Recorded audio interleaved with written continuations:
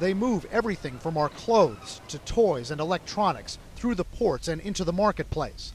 But a lot of those goods won't be making it to our stores if longshoremen at more than a dozen ports from Maine to Texas go on strike. That's what could happen by Sunday if a deal can't be reached between the major shipping companies and a union representing nearly 15,000 longshoremen. The impact would be great, obviously on the dollar value side, on the cargo handling side, but also on the job side, because again, these ports are major economic generators.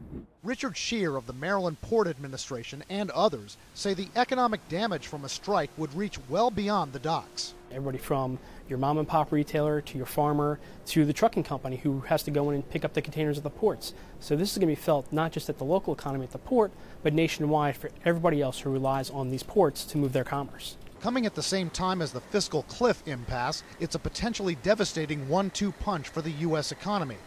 Neither the Longshoremen's Union nor the alliance representing the shipping companies would give us anyone to speak on camera. But officials with knowledge of the negotiations say it boils down to one issue.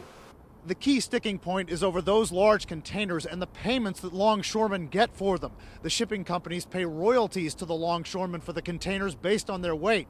But the shipping companies now want to freeze those royalty payments for current longshoremen and eliminate them completely for future hires.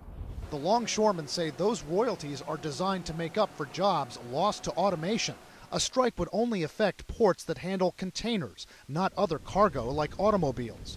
But if the shipping companies lock out the longshoremen, that would impact more than just containers. That would impact all cargoes at ports. So that would have obviously a much more impactful reaction.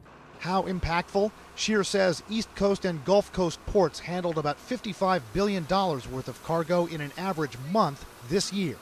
Brian Todd, CNN, Baltimore.